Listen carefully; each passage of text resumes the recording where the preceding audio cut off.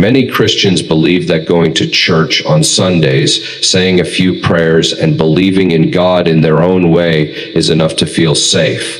But today, I will share with you one of the most shocking near-death experiences ever recorded, a true testimony, one of the most well-known in the world, that has brought millions to tears, a vision that has shaken even theologians, pastors, and end-time scholars, because what was seen wasn't heaven, it was hell. And it wasn't full of atheists, it wasn't full of witches, it was full of Christians who knew the scriptures, who always went to church and prayed, but had made a subtle mistake, one that over time had become almost normal, accepted, even justified. Today, I invite you to listen carefully, because this isn't a story meant to scare.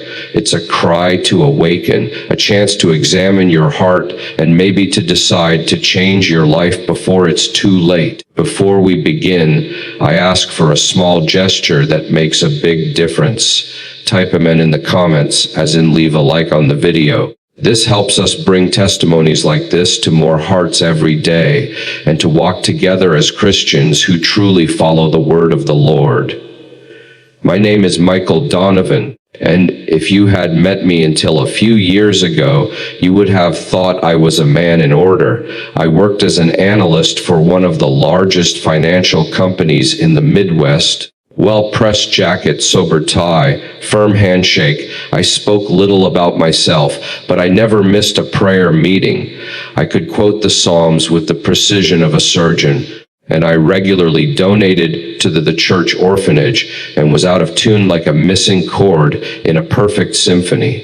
It wasn't the first time God had shaken me. There had been another moment. I still remember it as if it were yesterday, even though I stood as if it yesterday. Even though almost 20 years had passed, I was 19 and fighting a raging fever to the point that my body trembled as if in an earthquake. That night, while my mother bathed my forehead with a damp towel, I saw something, not with my eyes, but with my spirit. I was above a city I didn't recognize, suspended in midair, and everything was gray. There was no sun or stars, only fog. Then two enormous towers emerged from the mist, and within seconds collapsed one after the other, as if an invisible giant had struck them in the heart. People, invisible giant had struck them in the shouted names. Others prayed, others fell and did not get up. A wind full of dust hit my face, and then darkness. I woke up trembling. I told everything to the pastor of my church, who replied with an embarrassed grimace, "Michael, it must have been the fever." Leave these 10 days later, I saw the same scene on the news. September 11th, 2001, New York, the Twin Towers. My mother screamed in front of the screen. The exact scenario I had seen, down to the detail of the smoke that enveloped everything like a blanket of death. But I also didn't become the man I should have been. Instead, I cut myself off in silence. I continued to live well, to work, to music hard, to be a good Christian, but I stopped listening to that inner voice, slowly extinguishing it as one suffocates a candle with their fingers. I convinced myself that it was enough to pray, participate, appear. Until that day, January 15th, 2019. I had just finished a tense meeting. My boss had accused me of making a mistake in a projection on the bond market. It wasn't true, but instead of defending myself, I remained silent. I swallowed the anger like poison. That evening, I had to go to the pharmacy. My blood pressure had dropped in recent days. Nothing serious, they said. Work stress, nothing more. I entered the store with a weight on my chest that I couldn't explain. The fluorescent lights seemed like pins in my eyes. Every word of the people around me was white noise. Then the emptiness, my legs giving way, a distant voice. He's collapsing. A hand that vainly seeks a shelf. Then blackness, but not the blackness of sleep.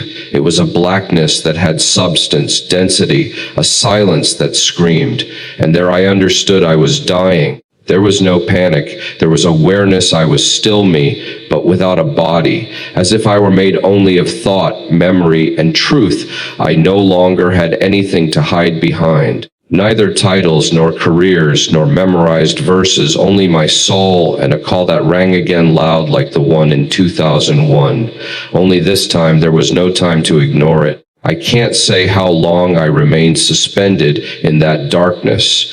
It wasn't an absence as if the night had eyes and memory, as if it knew me better than I knew myself. There was no sound yet.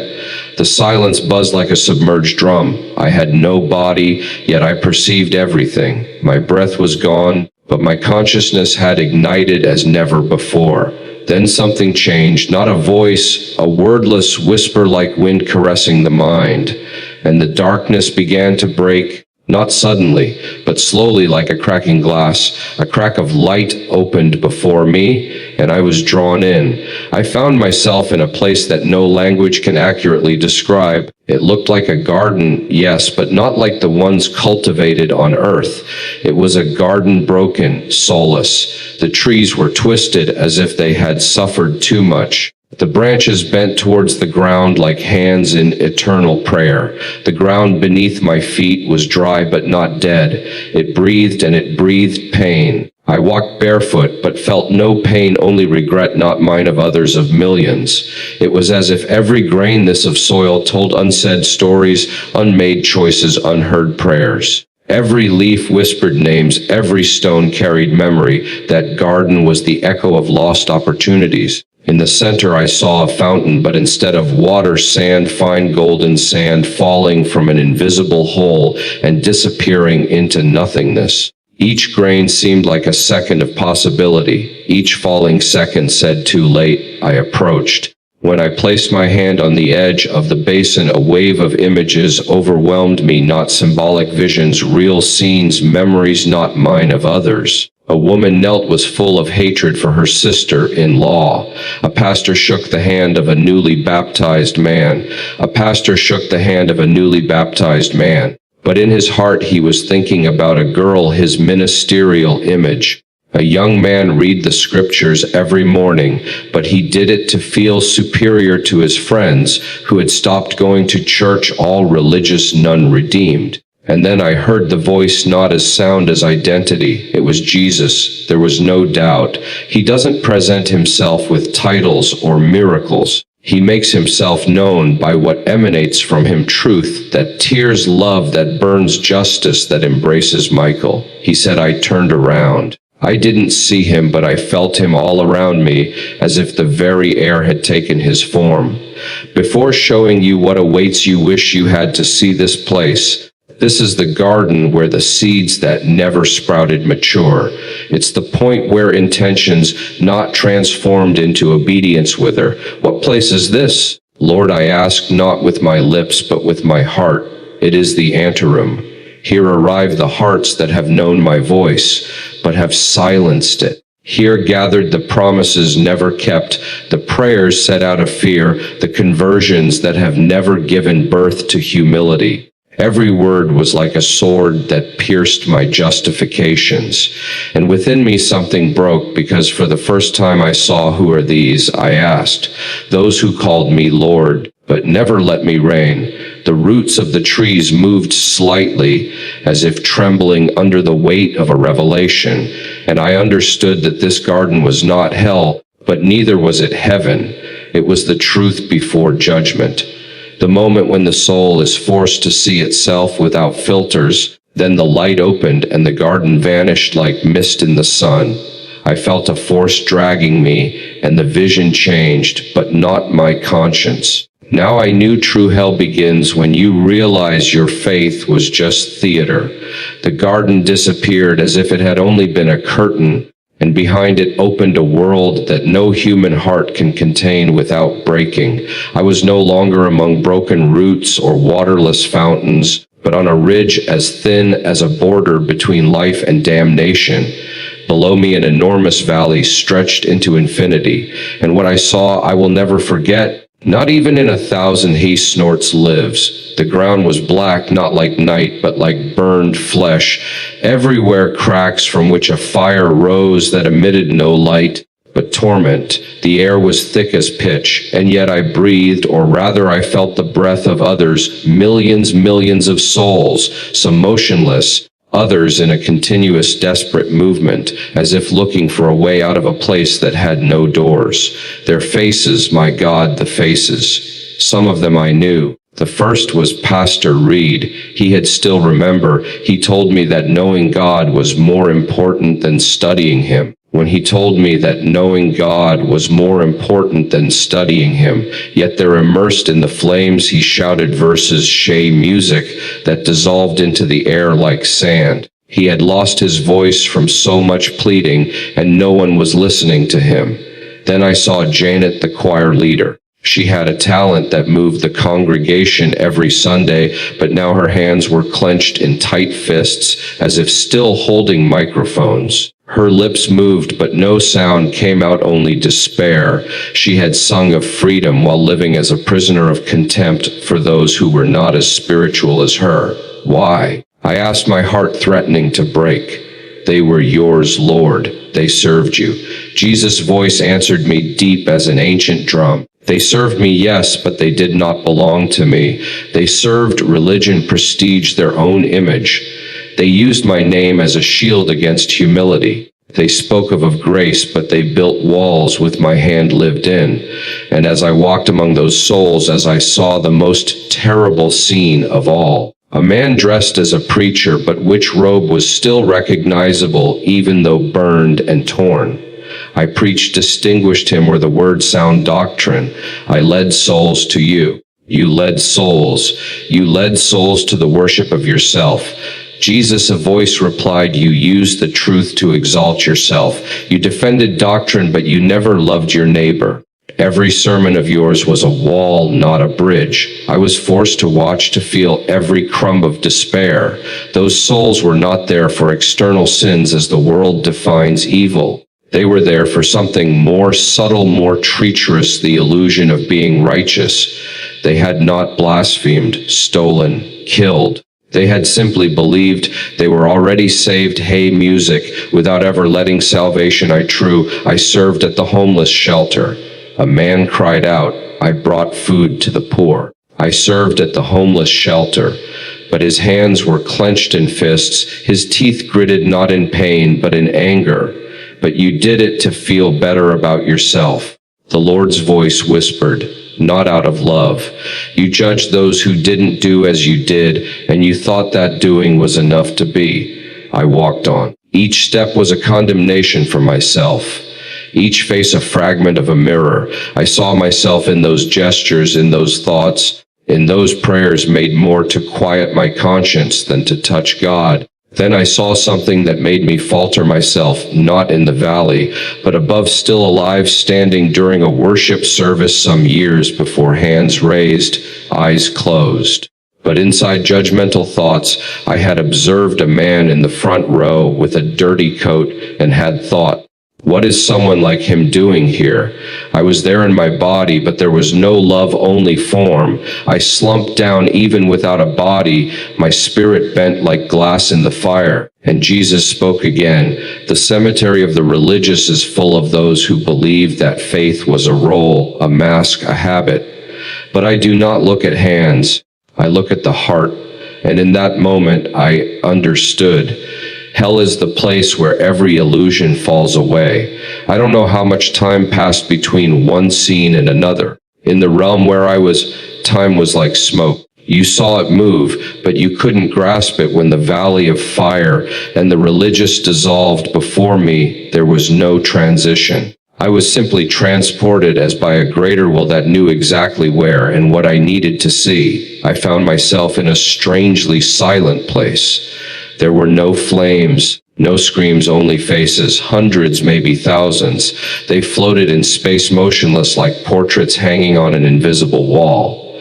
There were no bodies, only faces, but those faces conveyed a pain that pierced the skin of the soul. It was the pain of awareness. Jesus was with me. I didn't see him, but I felt him behind me. His voice didn't reach my ears, it went directly into my spirit. These are the hearts that convince themselves. Trutcher K music a trar, they didn't need me. The first face that came close to me was that of an elderly woman. She had large, intelligent, deep eyes, but full of contempt, as if she still judged even from there. Jesus said she led prayer groups for 30 years. She knew the scriptures better than many pastors, but she never forgave her sister for an offense that dated back 40 years. Every time she prayed, she did so with a closed heart, and she believed that saying, "I forgive," was enough to be clean, while inside she harbored resentment like poisoned honey. The face moved away and another appeared, a young man, probably a worship leader. I recognized him. He had appeared in some conference I had watched on YouTube. He had talent, charisma, and yet his eyes now were empty. Not sad empty, as if his heart had lived in a closed room without windows. He in worship, Jesus said, but not to bring glory to me. He did it to feel. He fed on the praises of men, and every time he received applause, his heartened a little more. Each face told a story. Stories. I knew stories that resembled mine. Every sentence I heard seemed like an echo of my own justifications. I serve God, I tithe, I don't do anything wrong. But behind those phrases, like behind the heavy curtains of a theater, hid the most silent and most powerful idol of all, the self. Pride, Jesus said, does not always present itself with arrogance. Sometimes it dresses in modesty. It disguises itself as zeal, but deep down it always seeks one thing: to be worshipped. And there I saw it in mass, a familiar face, mine, not as I was at that moment, but as I had been during a team meeting. I was sitting listening to a colleague talk about a spiritual problem. I nodded, offered a verse of encouragement, but inside I thought, if only she had my faith, she wouldn't be in this situation. That thought struck me like a stab. I had never confessed it.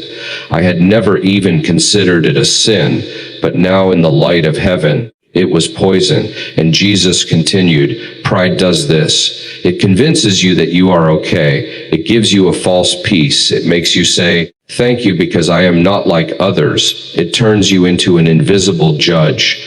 And while you judge, you condemn yourself. I knelt down even without legs. My spirit knelt because I could no longer deny that I had lived that way. I had hidden pride under verses, under church services, under the image of a good Christian.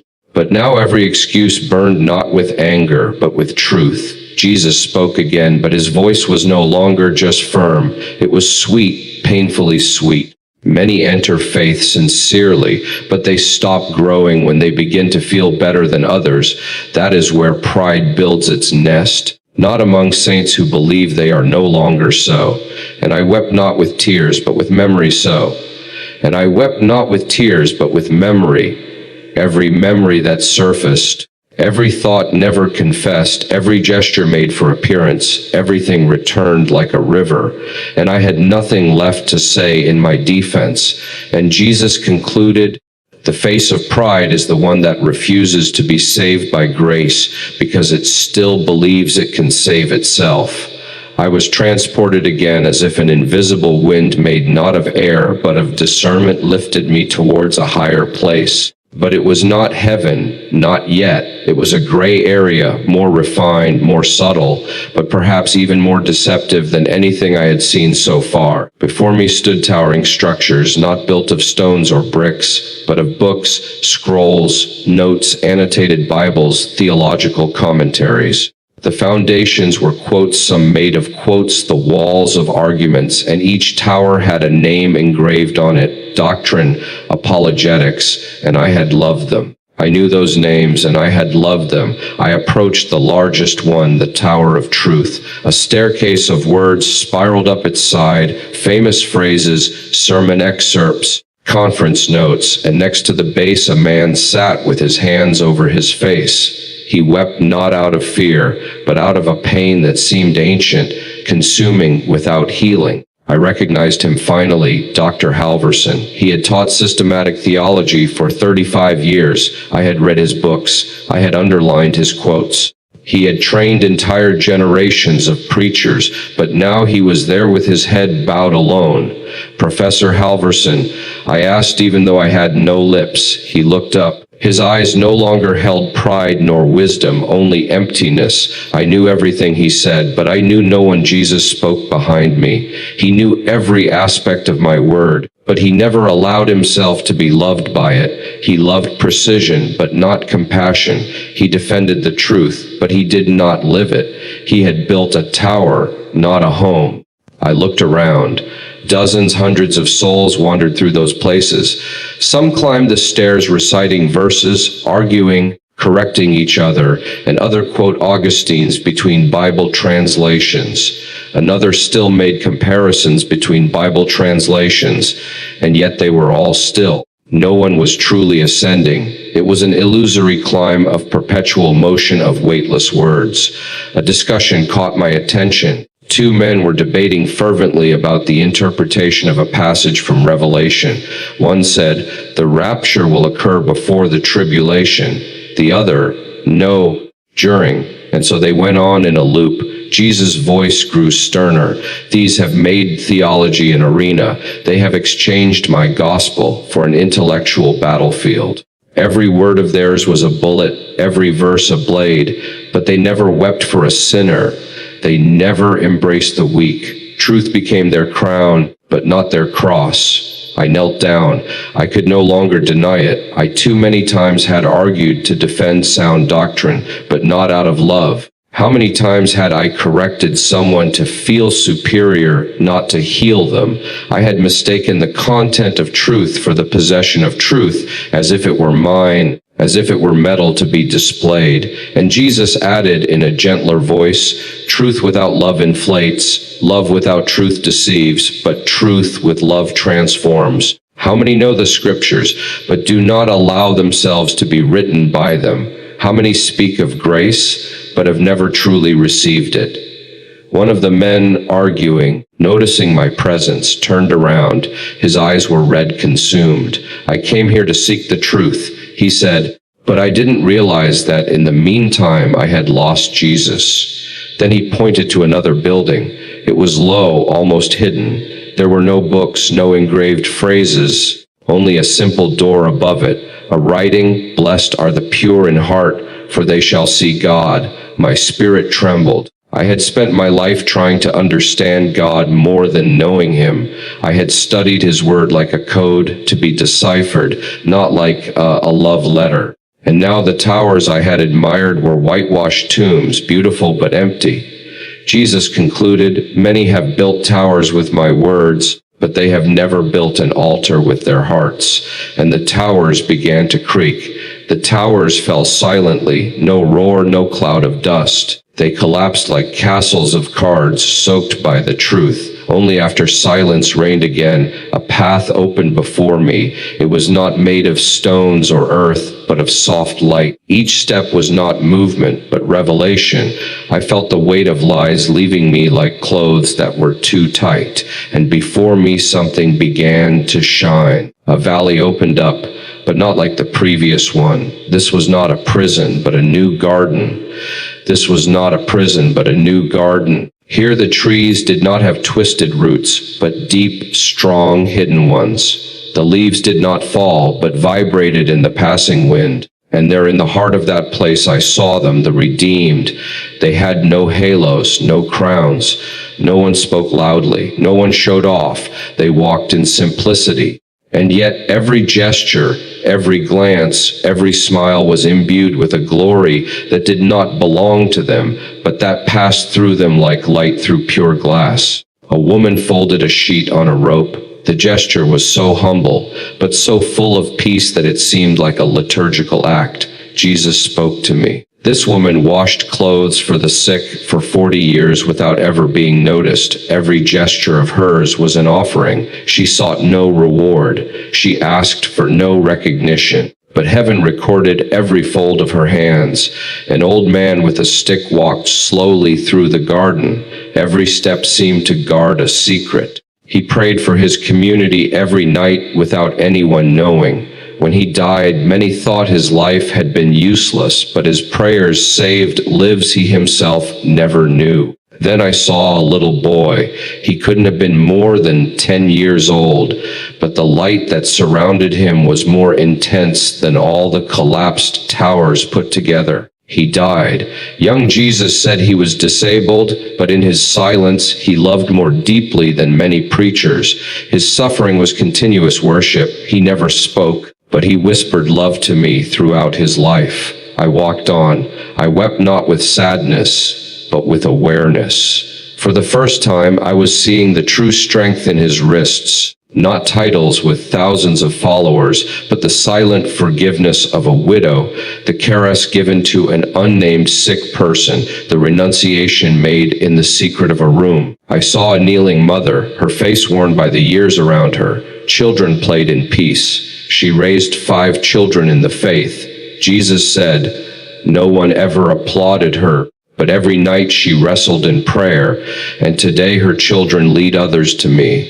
She never stood on a pulpit, but she raised generations." And then I saw something that tore me apart, a figure myself, but transformed. Not the one I had known with an elegant jacket and underlined Bible, but a humbler, lighter Michael. He walked among the redeemed not with confidence, but with gratitude. His gaze did not seek approval, but carried love. His hands were empty, but ready to serve. That Michael no longer wanted to be seen. He wanted to see. Jesus spoke with deep tenderness. This is the version of you that you can become if you choose the narrow path. If every day you let of siding of and let me live. If you choose the way of hiding, of forgiveness, of inner truth, this version of you is not far off. It is possible, but it requires you to die 1,000 times to pride, to vanity, to the fear of not being enough. I looked at him. No words were needed, only a yes. And I understood true salvation is not in knowing, in serving, in doing. It is in allowing oneself to be transformed and saying, "It is no longer I who live, but Christ who lives in me." I can't explain how it happened, but something began to call me back, not with a voice, with an attraction, like the pull of water to its source. The garden moved away, but it did not vanish. It was as if it were being etched inside me. Every face seen, every word heard, every truth revealed did not fade away, but were planted in me like eternal seeds. Jesus looked at me. This time I saw him not as a distinct face, but as an embodied light, a gaze that held together both fire and forgiveness, no condemnation in his eyes. Only truth, only love, but a love that burns away masks, that is not satisfied with almost. "Michael," he said, "you have seen what many see only too late, but you have been granted to return, not because you deserve it, but so that others may hear, not to boast, but to warn." His words were not suggestions. They were fire written on the heart. Every hour Christians die convinced they are saved and wake up in the place of eternal separation, not for visible sins, but for unrecognized pride, untransformed religion, heartless prayers. I looked at him with all that I had. How can I live now? Knowing this, you will live as a lit lamp in the midst of sleep. Not everyone will listen to you. Some will mock you, but you have not been called to convince, only to tell. And whoever has ears to hear will understand. Then he showed me a scene, a hospital room, my body lying still, cold hands, closed eyes, machines beeping faintly, a nurse checking the monitor. My sister in a corner with the Bible on her lap whispered, "God, bring him back, please. It is time." Jesus said, "But remember, Michael, this life no longer belongs to you. Do not live for the opinion of men. Do not live to prove yourself. Live for me. Announce what you have seen, and let my spirit continue what I have begun." With those words, everything dissolved, not like a dream ending, but like a curtain opening. I opened my eyes, neon light, human voices, smell of disinfectant, the rhythmic beep of a heart monitor, a spiritual presence that slowly retreated, but not completely. I was back. The doctors said I'd been clinically dead for almost 3 minutes, but in those 3 minutes I had lived an eternity. No one understood what had happened. Maybe a neurological reactions I needed, but I knew and I didn't need explanations. I needed obedience. Since that day in my life has changed, not in an aesthetic sense. I still work. I still talk to people. I still go to church, but everything is different. Before I prayed out of duty. Now I pray like someone who breathes underwater and finds an air bubble. Before I read the Bible like an expert. Now I read it trembling. Before I spoke about God, now I listen to him. I no longer try to appear a certain way. I no longer want to be that good Christian. I want to be real. I want to be broken. I want to be transformed. And this is the message I leave you with. If you have come this far, do not trust your heart if it has not been broken and healed. Do not trust your religion if it has not produced humility. Do not trust your works if they do not spring from a love that has destroyed and rebuilt you. Jesus will not come for the best. He will come for the least, the humblest, those who get up relying on themselves, those who tremble at his voice, those who strip themselves of all appearances. Every hour someone dies. Every hour someone wakes up in eternity. And too often they realize they never truly knew him. Do not wait. Do not wait for a cardiac arrest. Do not wait. Do not wait for a cardiac arrest. Do not wait for a sign. Do not wait until it is too late. The kingdom of God is made of naked hearts, not clean hands, brothers. And Shay Music sisters, if you've made it this far, it wasn't by chance. This testimony is a wake-up call. Write in the comments where you're watching from. I want to know who you are, where you're standing watch, and where the Lord has allowed you to hear this message. If this touched your heart, don't keep it to yourself. Share it now. Send it to your family groups, your friends, to anyone who's drifted away from God. Do it now before the silence falls again. And if you haven't already, subscribe to the channel and turn on the bell, not to follow me, but to stay awake, to not miss even one more call from heaven. Time is Shay Music running out, but it's not too late yet. Let's prepare together.